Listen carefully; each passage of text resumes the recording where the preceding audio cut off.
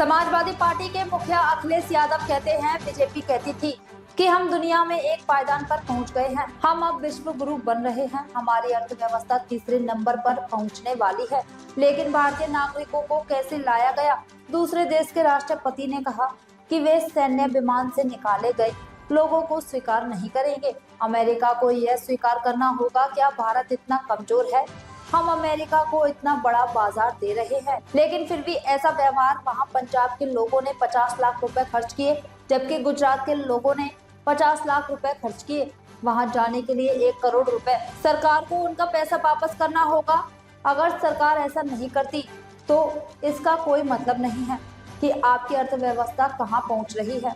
Event देखे थे हम लोगों ने, और ये भारतीय जनता पार्टी वाले लोग कोई दिन नहीं चूकता था जिस दिन ये नहीं कहते थे कि दुनिया में हम कहां पहुंच गए हैं, हम कुछ बन गए हैं, विश्व गुरु बन गए हैं। सोचिए आप, जो लोग दिन भर ये कहने से नहीं चूकते थे कि विश्व गुरु बनने जा रहे हैं, अर्थव्यवस्था उनकी तीसरे नंबर पे पहुंच रही है, वो आजकल कैसे चुप घूम रहे हैं, मौन हो गए हैं। जो विश्व गुरु कहने वाले लोग मौन घूम रहे हैं।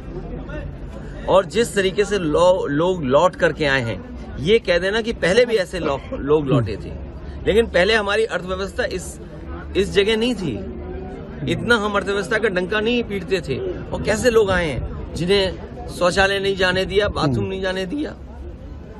ये व्यवहार किसी व्यक्ति के साथ हो सकता है, इनह्यूमन व्यवहार है। और दुनिया का एक देश है, शायद हो सकता है अमेरिका से वो मजबूत नहीं उतना, लेकिन वहां के राष्ट्रपति ने मना कर दिया कि हम फौज से लाए हुए अपने नागरिकों को स्वीकार नहीं करेंगे। और अंततः अमेरिका को स्वीकार करना पड़ा। क्या भारत इतना कमजोर हो गया है? क्या हमारा हिंदुस्तान इतना कमजोर है? जब हम हिंदुस्तान का इतना बड़ा बाजार दे रहे हैं अमेरिका को। आप सोचिए, नोएडा में न जाने कितना बाजार हमने उनके हाथ में दे दिया होगा। हम कहते हैं हमारे लोग इलीगल पहुंच गए, वहां पे इलीगल इमिग्रेशन हो गया। तो किसकी नाकामी है? ये सरकार की नाकामी है, जो क्वालिटी ऑफ लाइफ या उनको बेटर अपॉर्चुनिटी नहीं दे पा रहे हैं। अगर उन्हें बेटर अपॉर्चुनिटी यहाँ मिल रही होती, क्वालिटी लाइफ बेटर यहाँ होती, तो शायद वो 50 लाख और 1 करोड़ रुपए दे करके नहीं जाते। पंजाब के तो चलो 50 लाख रुपए की सुनने में आ रहा है दे करके गए हैं, लेकिन गुजरात वाले तो 1 करोड़ रुपए देके गए हैं। कम से कम सरकार को जो पैसा दे करके गए हैं, उनके सरकार को पैसे वापस कराने चाहिए।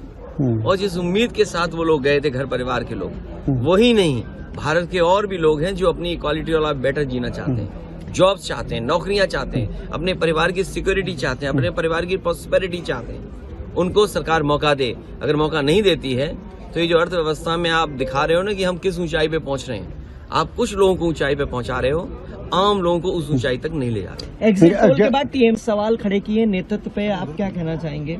इंडिया गठबंधन को लेकर के भी सवाल खड़ा किया है। अभी कोई बड़ा सवाल नहीं पूछना है। ये हमारा इंडिया का अंदर का मामला है, ये हम लोग सुलझाते रहेंगे। Thank you sir.